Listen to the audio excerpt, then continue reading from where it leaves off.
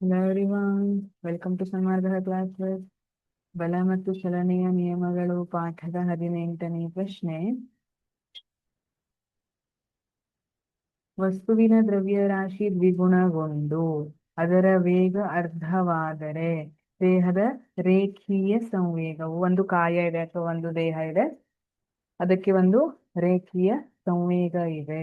ಈಗ ಆ ವಸ್ತುವಿನ ದ್ರವ್ಯರಾಶಿ ದ್ವಿಗುಣಗೊಂಡಿದೆ, ಆದ್ರೆ ಅದರ ವೇಗ ಅರ್ಧದಷ್ಟಾಗಿದೆ.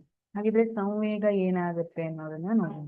ನಮಗ್ ಗೊತ್ತಿದೆ ಸಂವೇಗ P is equal to M into V ಅಲ್ವಾ? ದ್ರವ್ಯರಾಶಿ ಮತ್ತೆ ವೇಗದ ಗುಣಲಬ್ಧ. P ಅಂದ್ರೆ ಸಂವೇಗ.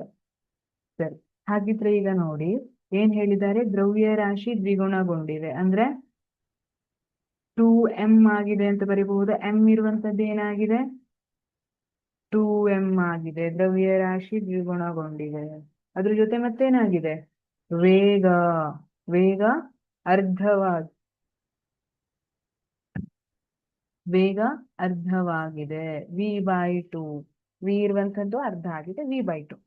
ಈಗ ಎರಡು ಎರಡು ಕ್ಯಾನ್ಸಲ್ ಆಯ್ತು. ಏನ್ ಉಳಿತು?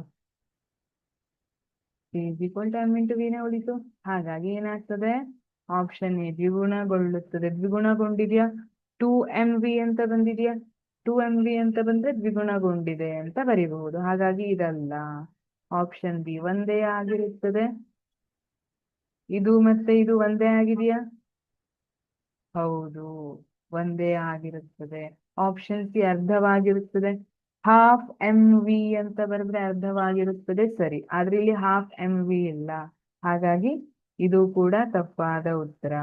ಆಪ್ಷನ್ ಡಿ 4 ಪಟ್ಟು ಹೆಚ್ಚಾಗುತ್ತದೆ, ತಪ್ಪು.